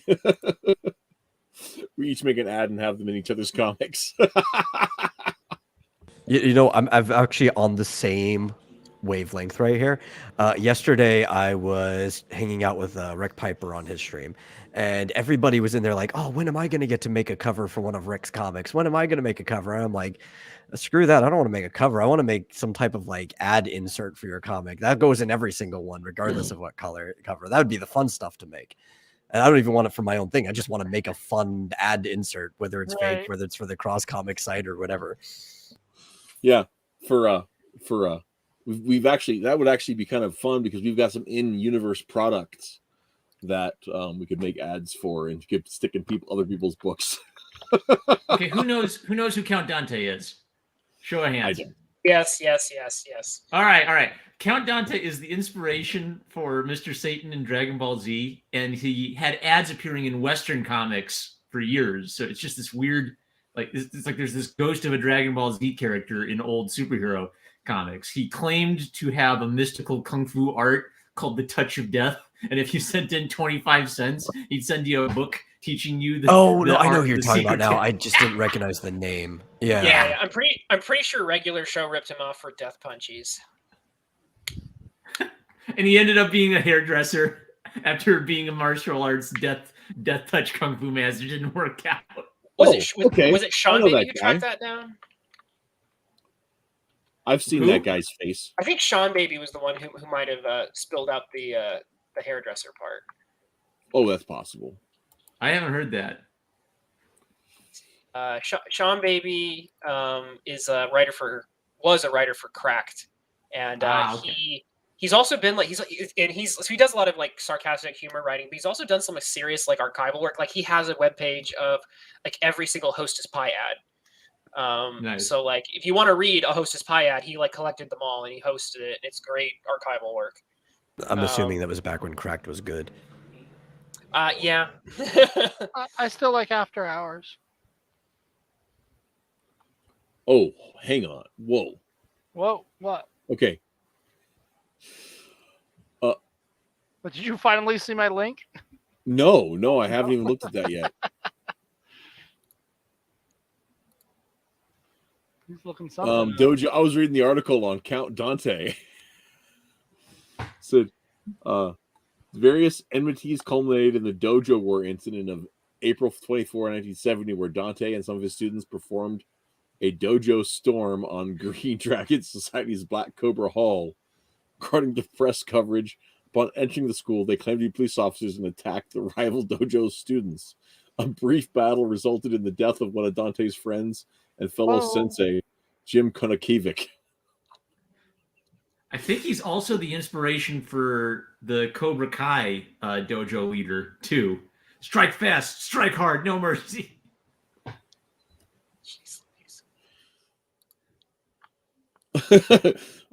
Cooley recalls that Dante was ultimately acquitted, but not before both sides were given a stern lecture by the judge, citing everyone at fault. Probably, yeah. Oh so my back God. in the day, see, like, I think this is why like UFC was so important, because so much of that dojo stuff was like it was kayfabe essentially. It was just like WrestleMania. Oh, I've got the touch of death. My school can beat up your school, and the UFC was like, okay, we're gonna figure out who's got the actual fighting mojo here. Well, and there was yeah, but that didn't really come around till UFC 2. Even there was a lot of dirty stuff going on in the first one. Well, yeah, and even before UFC, there was moves in the 70s to develop kickboxing as a formal sport. And that's what like the like Bruce Lee and Chuck Norris and Jim Harrison and a bunch of those guys that were actually involved in street fighting clubs that were petitioning to have kickboxing and full contact full contact martial arts like organized. And it didn't become accepted until it started getting televised. And that's one of the weird things about all that. Well, that's the saddest part, right? Because Sonda has been going around in China for half a century now, since they brought it back. And the problem with it is they never televised it until like way after UFC was. So there's this whole basically mixed martial arts organization going on in like the most populated country in the world that people are engaging in, where they can grapple and throw each other and stuff. But like nobody even knew it existed. So like, that's a simple fix. Get Logan Paul to get involved in it. Yeah, of course. What I was trying to like bring up was the fact that, because like there have been and Joe Rogan has commented on this several times about the idea that how much mysticism there was in some of these martial arts, which are they're still valuable even if they're not practical. Like, like there are things in martial arts that even if like this is not going to be the most effective fighting style in a octagon or whatever, like they're still good for meditation or still good for exercise and so on. But you had people who were like, oh, my sensei knows the mystical art of something, and he can like flip you with his chi, and it's we call that and all that stuff got like wiped off the mat when it was like, okay, take your strongest practitioner, and I'm going to take my strongest practitioner in in kickboxing and grappling. We're going to see who comes out on top. So, yeah, I can't remember the dude's name, but there was a whole deal a few years ago. There's this guy in China who was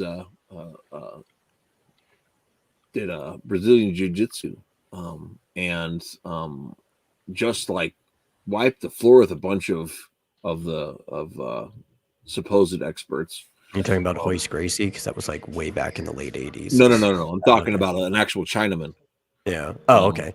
Because there was also like a really big problem with what Gracie was doing, because he mostly just went to small clubs, and his films, he said he was fighting against experts, but like Sanda and stuff was going on the whole time, and he never even went up to any of those competitions. Right.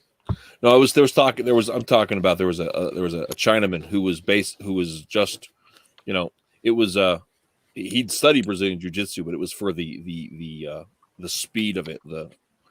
Sorry, it wasn't Royce. It was Helios, his father. Sorry. Right. It was but the fellow, he had there were all these folks that were practicing, what they were calling kung fu, but it was very, lots of extra movements, lots of like the crane kick kind of stuff. Oh, yeah.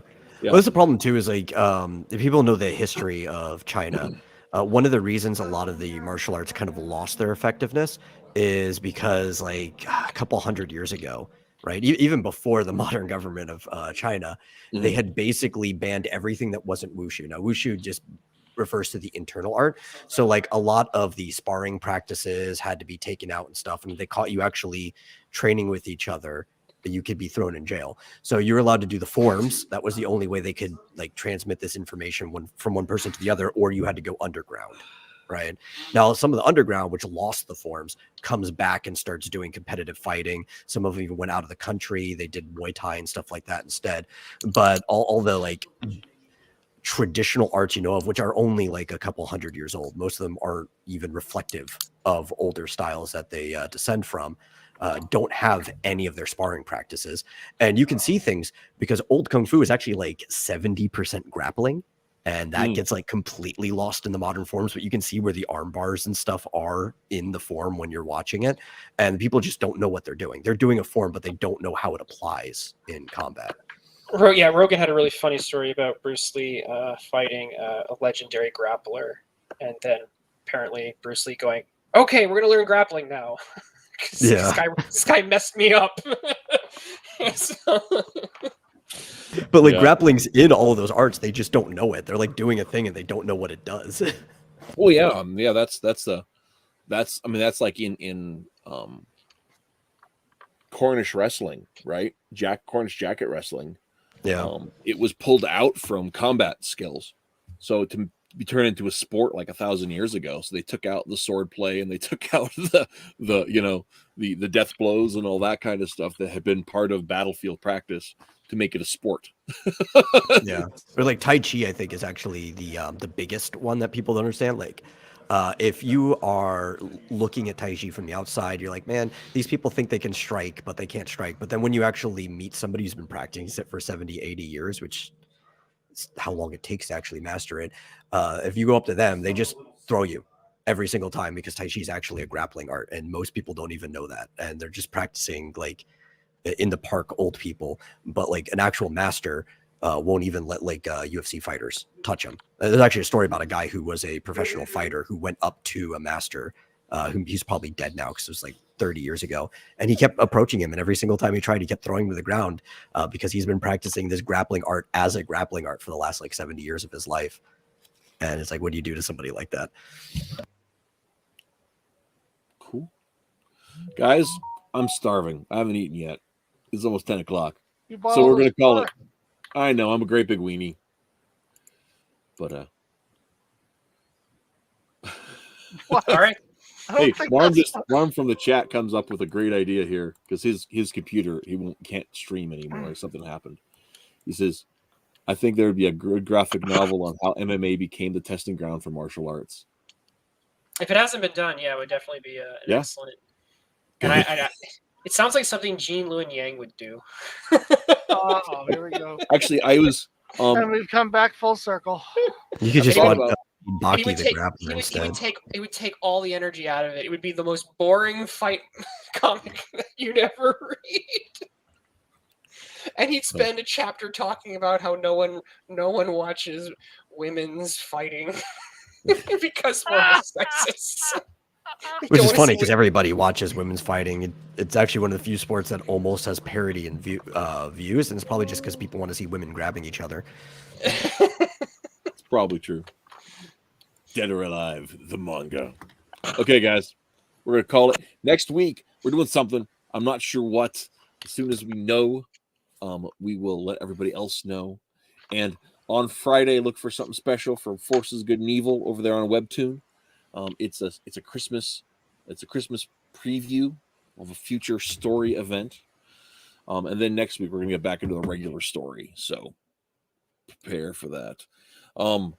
Anybody else got stuff they want to share before we call it a night?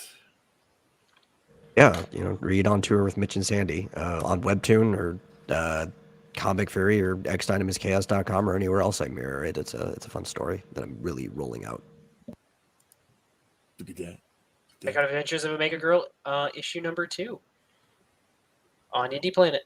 Which you should read, definitely. And also, while you're at it, check out superschool.com. Oh, thank you. Hey, I have it ready. So, you'll also notice that if you check out forceofgoodandevil.net, you might notice that we haven't updated the new story on there. We're having some problems getting everything put together, and it's been a rush. So, also, if you are listening, guys, speaking about Mrs. H's amazing contributions to Forces, you should go check out her Kickstarter for Captain Orange, issue 1. Go check it out. You can buy a digital copy for like $5 or give one to a kid. Mrs. H says she has a campaign ending in 2 days.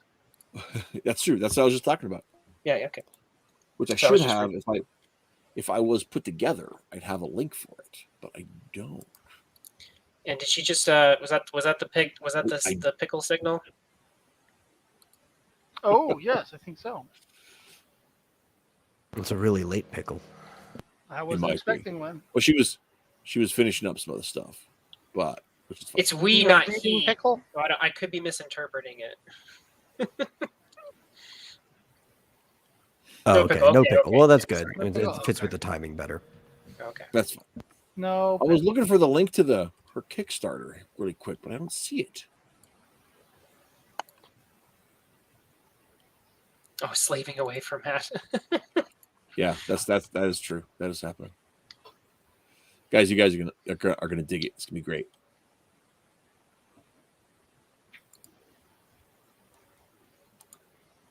So, okay, I'm gonna call it. All right. Have a Merry Christmas, everybody. Merry Christmas. Later, guys.